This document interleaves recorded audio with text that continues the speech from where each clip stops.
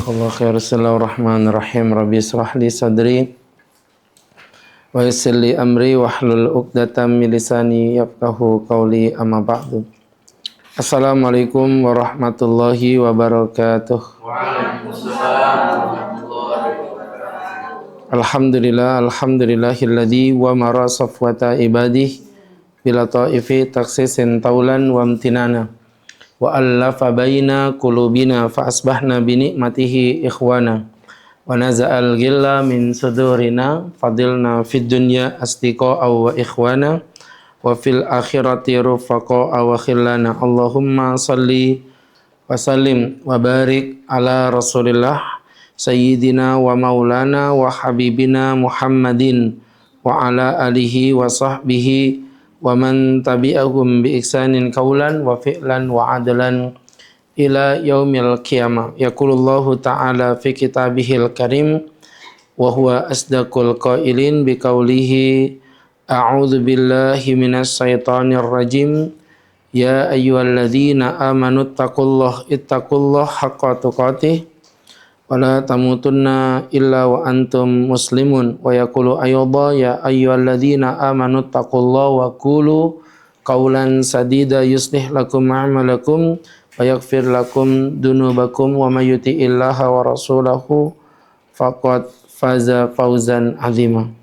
Hadratul muhtaramin, sahabat-sahabatku para pecinta Allah yang mencintai Allah dan insyaallah dicintai dan disayangi Allah Subhanahu wa taala. Alhamdulillah wa syukurillah ala nikmatil maula. Pada kesempatan yang berbahagia ini, marilah kita panjatkan puja-puji syukur atas nikmat yang tak terukur dari Sang Ilahi Rabbul Ghafur, yang mana Allah masih berkenan memberikan kita kenikmatan, baik nikmat iman maupun nikmat hidayah, sehingga kita dapat kembali berkumpul dan melebur dalam majelis ilmu penuh tafakur dan tadabbur dalam rangka menggapai kebahagiaan di dunia hingga di alam kubur. Ustadznya lapar ngomongnya ngelantur, ya. Jemaahnya lapar pengen makan bubur. Habis pengajian ustadz bawaannya kabur, ya. Ulangi lagi kalau bisa saya kasih hadiah, ya. Susah loh itu tadi, ya. Baik teman-teman yang berbahagia yang dirahmati Allah. Nah, hari ini kita bincang tentang konsep ibadah. Karena kalau kita bicara tentang ibadah sebagai sebuah ibadah, Allah itu adil. Ibadah itu ada dua modelnya. Ada ibadah yang sifatnya mahdhah, ada ibadah yang ghairu mahdhah. Nah, ibadah yang mahdhah itu ibadah yang spesifik dengan dalil. Contoh, misalnya kalian sholat, kalian puasa, kalian zakat, kalian pengajian. Ini semuanya ibadah dan itu mahdhah. Mahdhah di sini maknanya berarti ya teman-teman menjalankan apa yang diminta oleh Allah. Nah, begitu ya. Itu sudah nggak usah dibahas di titik itu. Nggak usah ngomong pahala, bahkan nuansa aja udah kental banget kan. Rasanya bau-baunya itu bau ibadahnya itu kental sekali. Nah, sekarang poin yang kedua, teman-teman yang berbahagia yang dimuliakan Allah Subhanahu wa taala. Poin yang kedua, justru kita berbicara mengenai tentang ibadah yang ghairu mahdhah. Ini yang agak unik, di mana ini nggak kelihatan kayak ibadah, teman-teman ya. Kayak menjalanin kehidupan normal, tapi ternyata bermuat ibadah. Sebenarnya sih poinnya itu dua saja. Satu, bermanfaat. Dua, manfaatnya tidak melanggar syariat. Apapun bentuknya, kalau kalian lakukan ikhlas karena Allah itu pasti jadi pahala. Coba sebutin, apa aja yang sesuatu bermanfaat dan manfaatnya tidak bertentangan syariat.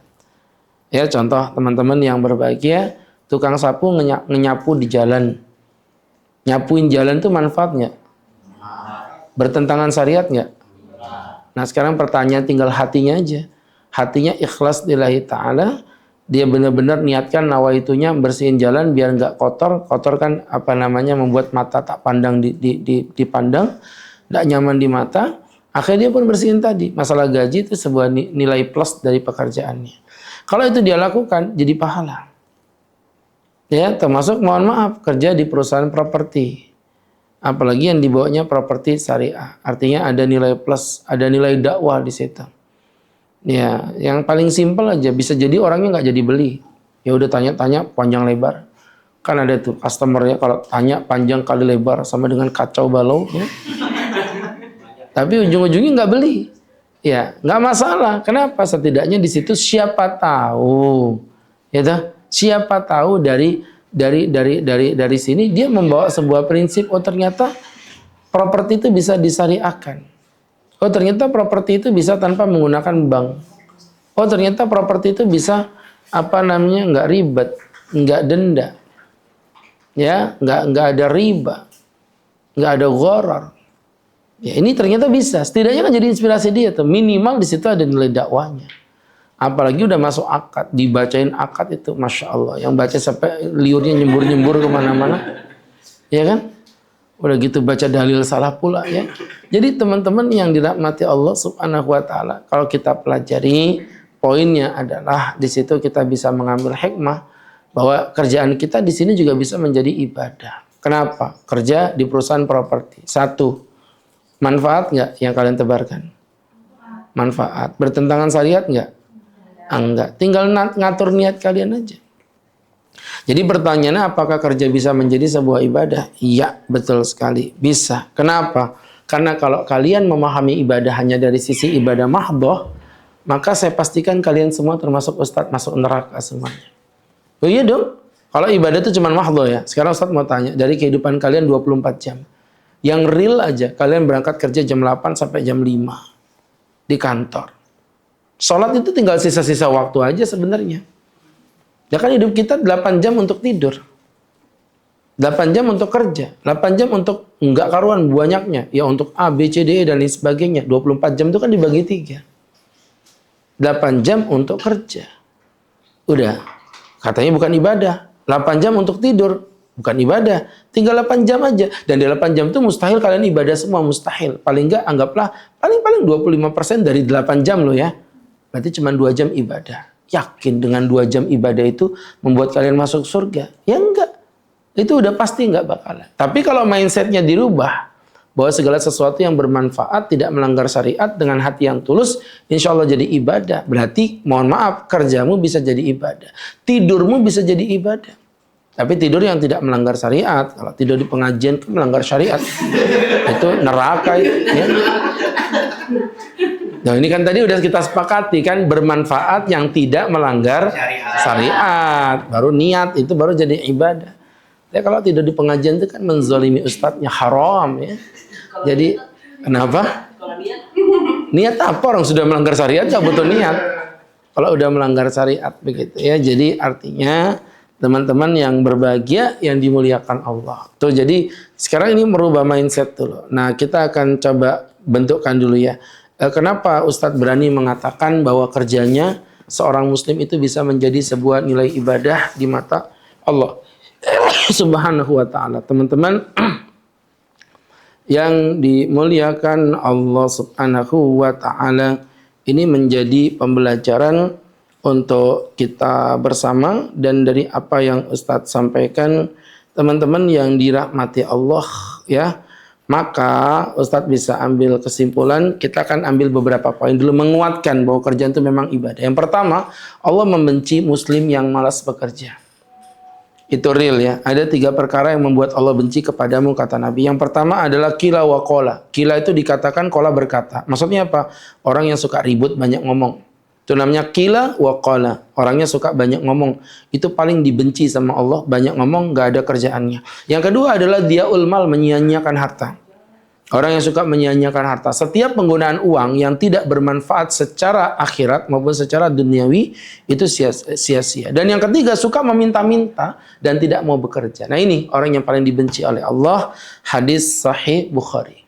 Na'udzubillahi min dzalik. Yang kita bahas tadi ya. Jadi yang pertama tadi apa? Kila wa qala. Banyak ngomong.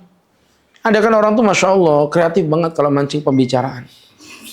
Lagi tenang-tenang nggak ada apa-apa itu. Ih mbak, kamu tahu nggak kemarin itu? Kenapa sih kalian nggak bisa tenang dikit gitu ya? Ada aja yang dibicarakannya dan nggak faedah belas omongannya. Ya, mohon maaf teman-teman, ada orang begitu. Dan pembicaraan dalam dunia kekinian tuh nggak selalu pakai mulut, juga bisa menggunakan WhatsApp. Gitu ya, lucunya buat status nyindir-nyindir orang. Tapi orangnya diblokir. Kan bungul namanya kan?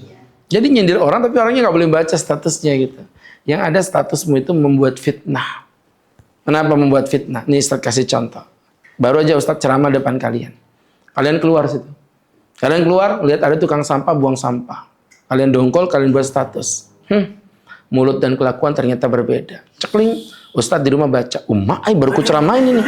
Kurang ajar orang ini, gitu. Jadi fitnah kan? Ya kan, tapi hatinya nggak boleh tersinggung. Iya, memang jadi orang nggak boleh tersinggung. Tapi mancing orang untuk tersinggung itu juga dosa.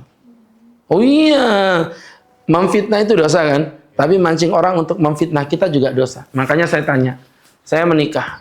Yang penting ada wali, ada saksi, ada mas kawin, ada suami, ada istri, ada akad. Sudah selesai, sah.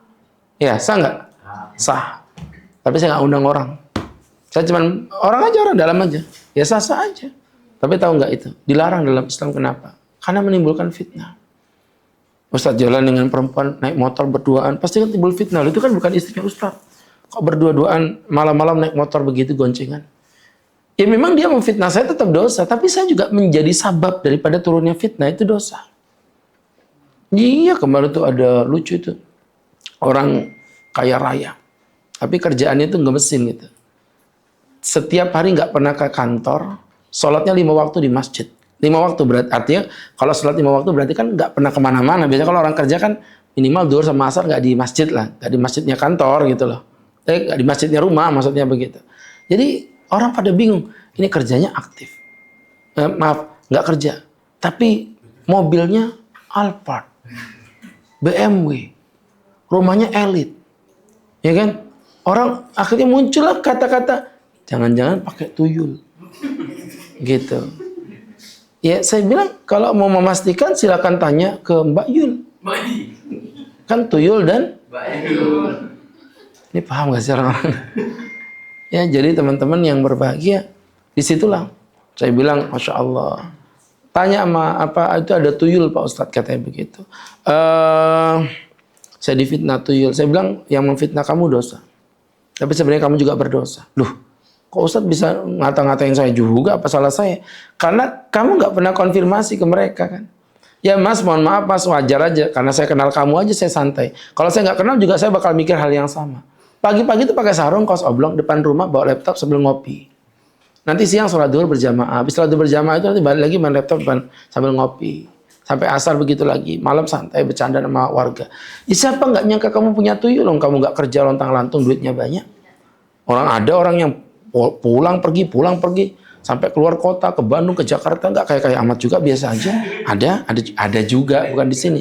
Jadi teman-teman yang berbahagia, yang dirahmati Allah Subhanahu wa Ta'ala, nggak apa-apa untuk istrinya nggak sadar. Jadi teman-teman yang dirahmati Allah, tapi ada yang cukup di rumah nyantai, lontang-lantung sarungan, pakai kaos oblong, kaya. Ya kan? Ada yang pura-pura sibuk keluar kota. Biasa aja. Saya curiga kayaknya ada ini yang didatengin di luar kota. Jadi teman-teman yang berbahagia. Saya nggak nyebutin namanya. Ya, inisialnya D. Jadi teman-teman Dilan yang terkenal di film itu loh. Ya, iya. Jadi teman-teman yang berbahagia, yang dirahmati Allah Subhanahu wa Ta'ala, ini jadi pembelajaran untuk kita bersama dari apa yang Ustaz jelasin.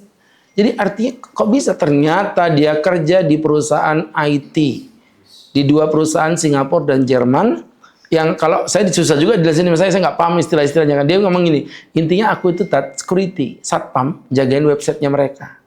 Jadi kalau ada pergerakan-pergerakan aneh yang mau nyerang website perusahaan tuh aku yang ngerjain. Jadi tiap pagi itu dia ngecek itu, saya ngecek pergerakannya aja.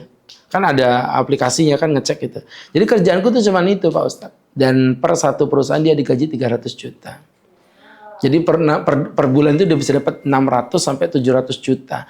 Hanya dengan duduk sambil ngopi. Gimana nggak kaya? Per bulan 600-700 juta. Kalau cuma bayar cicilan 1,7 gini. Ya geli aja dia, geli. Ya. Jadi teman-teman yang dirahmati Allah Subhanahu wa Ta'ala, sahabat-sahabatku yang dirahmati Allah Subhanahu wa Ta'ala, itu jadi pelajaran buat kita bersama. Jadi dia menimbulkan fitnah. Nah seperti itu ya, kila wa qala. Kemudian juga tadi Ustaz bilang apa? Menyanyiakan harta. Punya duit disia-siakan. Apapun yang menggunakan menyanyiakan itu bukan berdasarkan jumlah ya. Ada yang jumlahnya banyak tapi hemat, ada yang jumlahnya dikit tapi sia-sia. Karena kalau di dalam Islam itu boros itu bukan berdasarkan jumlah tapi berdasarkan kebermanfaatan. Orang berangkat umroh bayar uang 40 juta hanya untuk keberangkatan 11 hari. Itu hemat dalam versi Islam. Hemat itu. Tapi ngeluarin duit, mohon maaf ya, hanya untuk nonton film-film gak jelas di 21, dia ngeluarin duit 40 ribu, itu namanya boros. 40 juta, hemat. 40 ribu, boros. Begitu ya. Ngajakin istrinya makan-makan di restoran mahal, di JJ Steak, The Cafe, Blue Sky,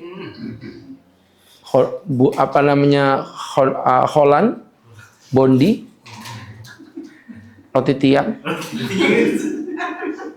Kalau roti tiang agak murah sih. Jadi teman-teman yang berbahagia, yang dimuliakan Allah, ya, itu membahagiakan keluarga, ngabisin duit di JJ Steak sekali makan 1 juta, itu hemat. Hemat. Tapi ngajakin pacar makan bakso di pinggir jalan habis 100 ribu itu boros. Kenapa ngasih 1 juta buat istri itu hemat? Ya karena saya memanfaatkan istri saya duduk bareng sebagai pelipur lara, hati saya lega ketika ada problem, saya duduk samping dia, ada kenikmatan yang tidak bisa saya ungkapkan dengan kata-kata. Ya kan? Setiap ucapannya bagikan cinta yang meraung-raung di dalam jiwa, menusuk-nusuk di dalam pembuluh darah. Ya kan? Senyumannya bagikan serpian dewi cantik di atas langit yang menaungi rasa cinta. Itu kalau istri. Tapi kalau pacar tuh apa? Ya kan ngasih makan, ngejajanin. Ya Allah, nggak bisa diapa-apain. Dan kalian juga ini yang mbak-mbak ini sama aja. Kalian yang abu-abu apalagi nih. Jangan mau jadi perempuan bodoh. Ya iyalah. Perempuan bodoh dipegang-pegang, dicium-cium, cuma dikasih coklat. Ini kamu keren banget, cuy. Ingat, perempuan yang hebat, perempuan yang diikat dengan akad, bukan dipikat dengan coklat.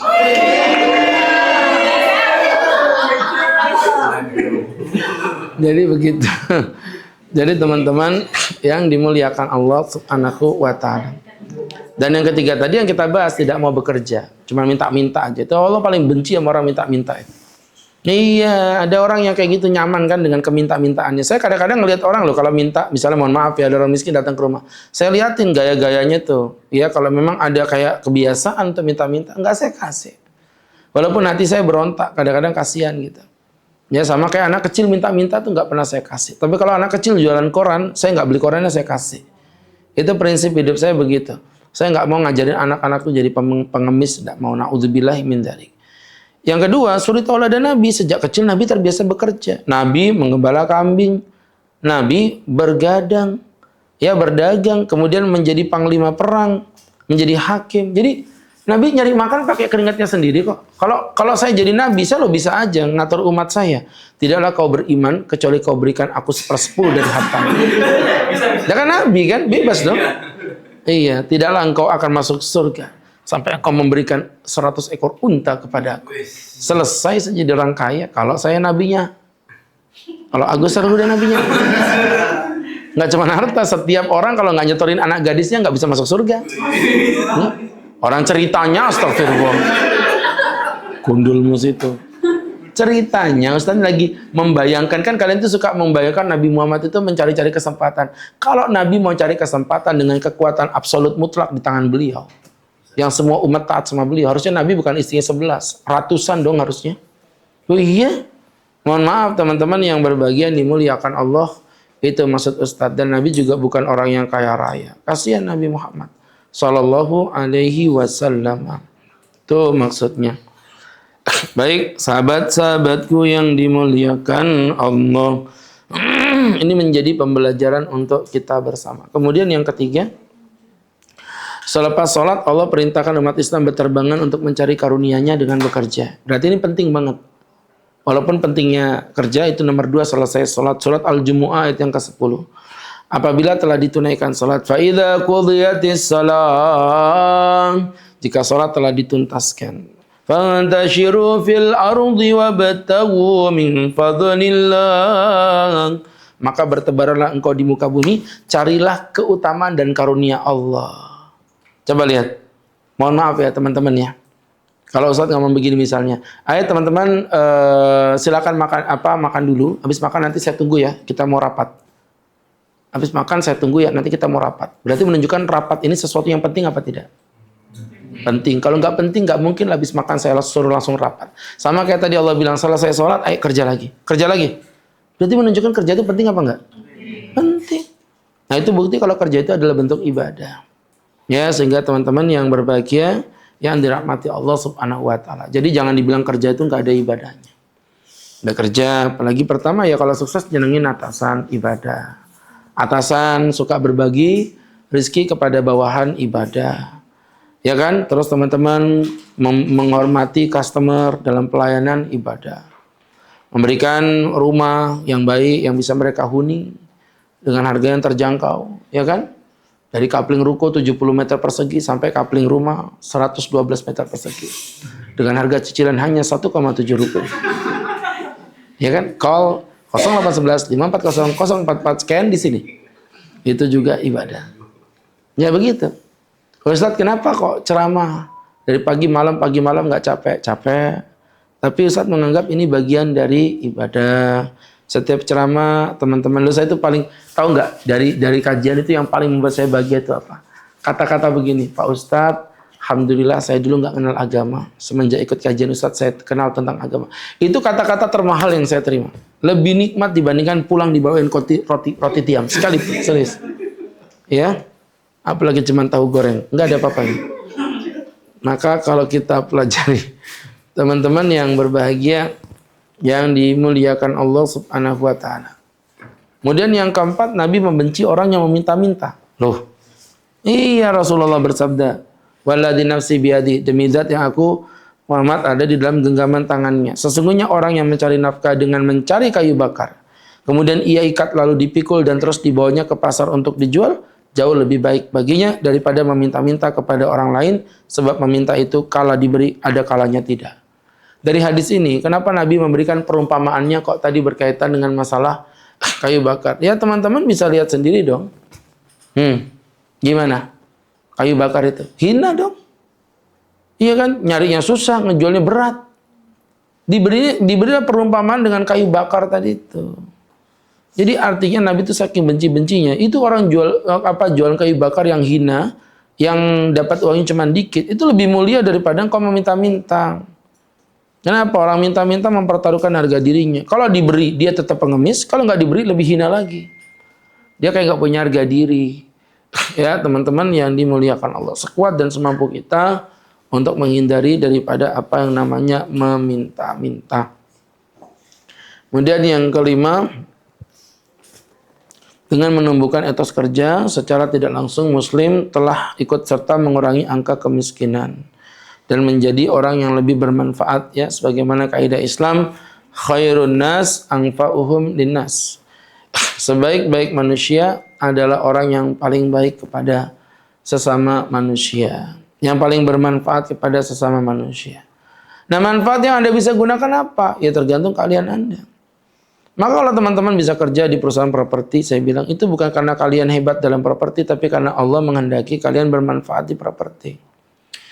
Kemarin saya ceramah di kepolisian, saya tanya, kalian jadi polisi kenapa? Ya iya Tat, karena kami ini bodinya tinggi-tinggi. Berapa banyak orang yang bodinya tinggi tidak bisa jadi polisi? Saya kerja di kerja di perusahaan IT karena saya memang jurusannya IT. Berapa banyak orang IT pengangguran, nggak punya kerjaan? Ya, Ustadz bisa berdakwah ya karena Ustadz jurusannya di agama di Al-Ahqaf University di Yaman. Loh, berapa banyak alumni Yaman, alumni Azhar yang nganggur nggak ada kerjaan? Banyak loh teman-teman. Jadi kita menjadi apa bukan karena keinginan kita. Ya, tetapi kita jadi apa bergantung apa yang diinginkan Allah. Dan pilihan ini harus dimanfaatkan dengan menjadi salah satu wasilah agar kita mampu menjadi pribadi yang bermanfaat. Itu aja ya, prinsipnya di situ. Gimana supaya jadi pribadi yang bermanfaat dalam keahlian yang kalian miliki. Ya, seperti itu yang Ustaz rasakan ya. Karena saya bisanya ceramah, ya udah ini yang bisa saya tebarkan sisi kebermanfaatan. Ya kalau nggak bisa ya nggak bisa. Contoh misalnya kayak ada panti asuhan, telepon Pak Ustadz, anak-anak pingin banget nih dengar ceramahnya Ustadz, saya datang situ. Ya kayak gitu yang bisa Ustaz manfaatkan kepada mereka. Ya dan lain sebagainya. Ala kulli hal. Intinya prinsipnya adalah dalam hidup harus menjadi pembelajaran teman-teman yang dimuliakan Allah Subhanahu wa taala. Itu harus bagaimana kita menjadi pribadi yang betul-betul bermanfaat di hadapan Allah. Melihat sampah, masukin tong sampah, ibadah. Ya, ngelihat batu, takut motor kepleset, singkirin, ibadah. Depan jalan raya, Masya Allah, mobil di jalan raya itu ngelaju-laju, ngebut-ngebut. Ada nenek-nenek mau nyebrang, ayo nek, saya seberangin. Kata neneknya, nggak usah cu. Ayo nek, jangan cu. Ayo, tidak. Semangat. Sampai depan seberangan, kata neneknya, cu, ini ngerepotin. Nenek, warga Sahdina tidak pernah mengenal kata ngerepotin. Ikhlas beramal. Kata neneknya, bukan ngerepotin begitu, tapi kamu yang ngerepotin nenek. Nah kok bisa nih? Lah wong nenek baru nyebrang, kamu tarik balik lagi. Saking semangatnya ya. Jadi kalau mau narik nenek, tanyain dulu. Jangan sembarangan. Ya teman-teman yang dimuliakan Allah Subhanahu wa ta'ala. Ini menjadi pembelajaran untuk kita bersama. Wah teman-teman yang berbahagia yang dirahmati Allah Subhanahu wa ta'ala. Ala kulli hal, teman-teman yang berbahagia yang dirahmati Allah. Itu tadi poin-poin kenapa tadi dijadikan sebagai ibadah. Nah sekarang kalau kita udah tahu nih misalnya nih pekerjaan ternyata bisa menjadi ibadah. Muncullah pertanyaan dalam diri kita. Lah terus gimana kiat-kiatnya Pak Ustadz? Agar kita bisa menjadi ibadah, ini betul-betul menjadi sebuah nilai pahala di mata Allah Subhanahu wa ta'ala. Baik teman-teman yang berbahagia, ternyata yang paling mendasar ya tadi yang Ustaz bilang niat ya. Sebagaimana hadis innamal a'malu binniyat, sesungguhnya amalan bergantung pada niatnya. Wa innamal likulli imri'in ma nawa, segala sesuatu digantungkan dengan apa yang dia niatkan. Jadi kalau teman-teman melakukan amal ibadah tapi niatnya duniawi, maka dihitung sama Allah sebagai duniawi. Tapi teman-teman melakukan sebuah duniawi tapi niatnya karena Allah, itu dianggap seperti beramal karena Allah. Saya kasih contoh ya. Ada orang melakukan perkara ukhrawi, ibadah seperti haji. Tapi niatnya duniawi itu. Haji pulang-pulang niatnya supaya mendapatkan status sosial. Dipanggil Pak Rudi pulang haji. Pak Rudi panggil aku Pak Haji. Rudi. Hanya Pak Haji, bukan hantu. Ya, orang yang suka menyombongkan amal ibadahnya. Na'udzubillah tsumma na'udzubillah. Itu amalan ibadah tapi jadi nggak ibadah. Karena niatnya dunia. Tapi sebaliknya berapa banyak amalan dunia tapi jadi ibadah di mata Allah karena niatnya. Ya teman-teman yang berbahagia yang dirahmati Allah Subhanahu wa ta'ala. Kalau kita mau belajar dalam kehidupan ini ya banyak sekali contoh-contoh yang dia bukan ibadah tapi dinilai sebagai sebuah ibadah. Ya teman-teman yang berbahagia yang dimuliakan Allah Subhanahu wa ta'ala. Ada seorang laki-laki membersihkan sampah di got. Ya terus saya tanya kenapa dibersihin Pak Haji? Iya Pak Ustadz, saya mendengar kabar bahwa plastik itu baru terurai sekitar 100 tahun lamanya. Kalau plastik ini menumpuk di sini, kemudian mengerak, dia nggak akan pernah terurai sampai 100 tahun. Berarti ada 100 tahun dosa jariah yang akan menetap di sini. Saya ambilin aja nggak apa-apa. Ya subhanallah, saya kadang-kadang ngelihat orang kayak begitu tuh. Gimana gitu ya. Amal ibadah, amal dunia tapi jadi ibadah di matanya. Ada lagi misal contoh apa ya?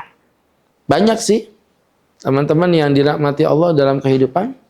Misalnya kemarin ada orang keliling ke masjid, saya tidak kenal dari mana. Ternyata dia ngisi refill itu apa?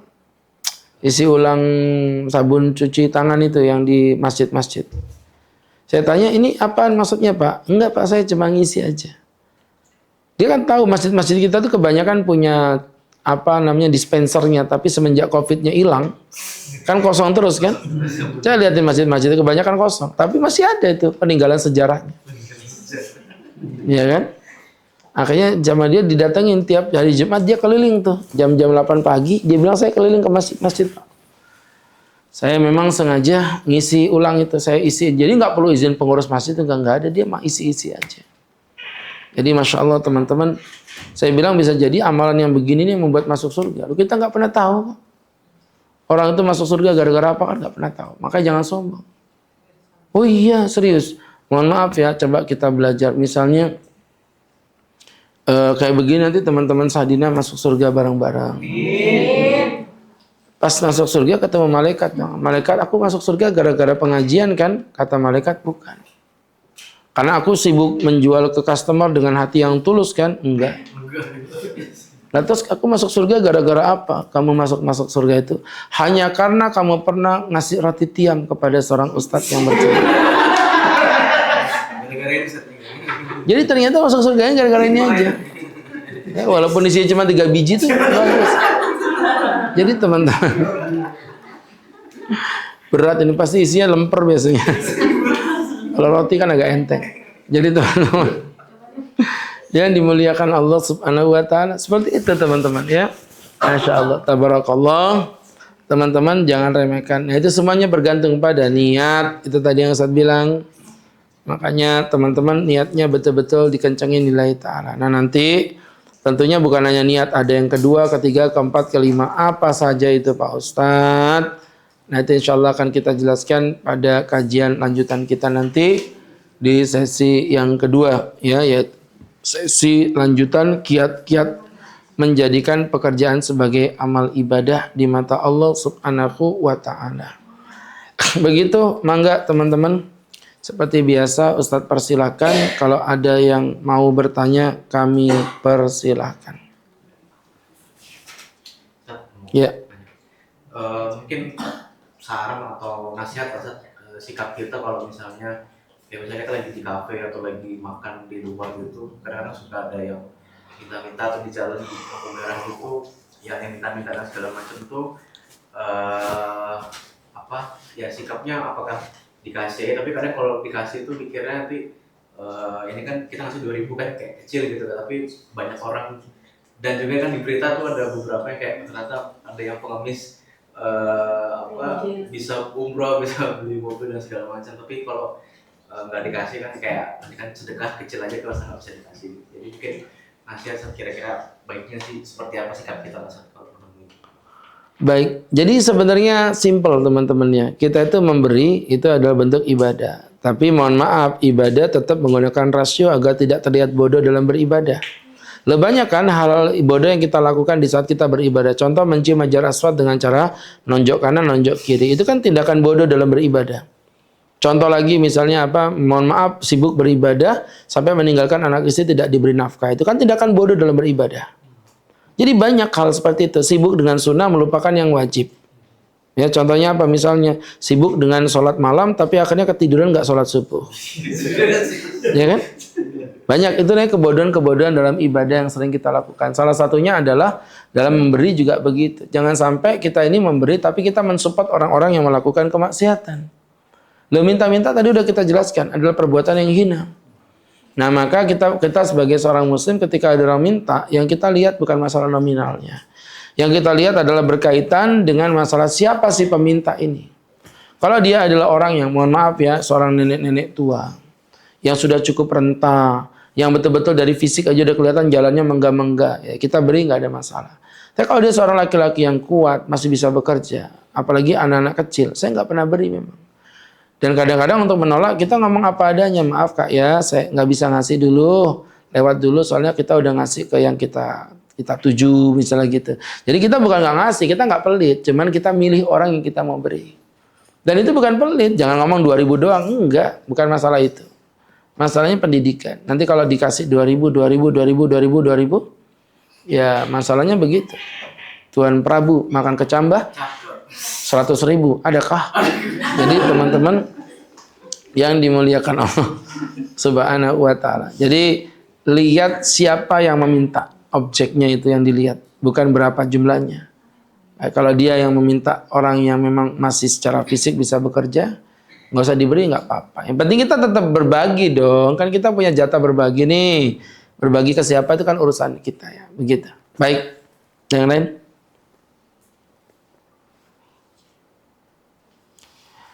Ada yang lain? Yang lain?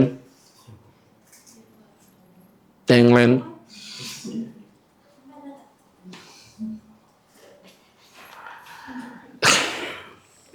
Silakan teman-teman.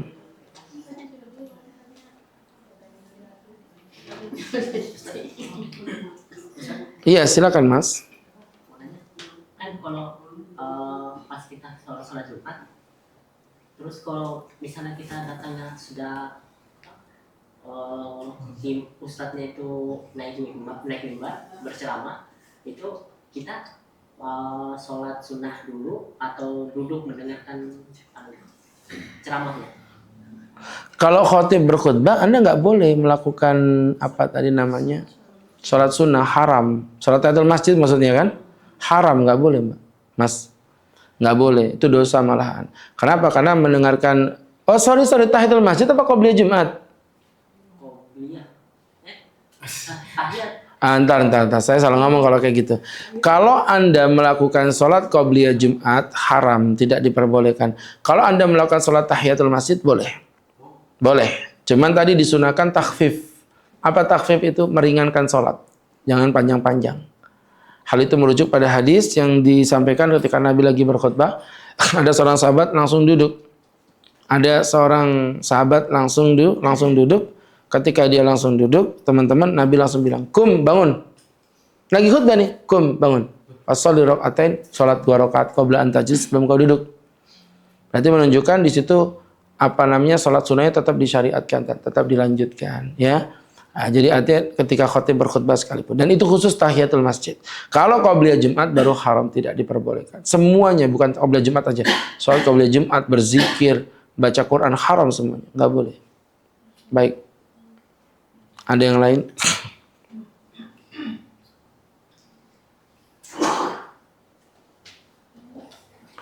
Ada yang lain?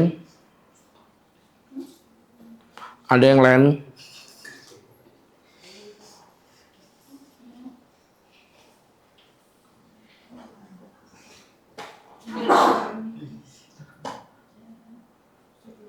Baik. Jika memang tidak ada, kita cukupi sekian. Mudah-mudahan bisa diambil manfaat dan hikmah untuk kita bersama. Barakallahu fikum, dan mari kita tutup bersama-sama berdoa kepada Allah Subhanahu wa taala. Amin amin hamdulillah rabbil alamin hamdan wa fi ni'amahu wa yukafi mazida. Ya Rabbana lakal hamdu kama yanbaghi li jalali wajhika wa 'azimi sultanik.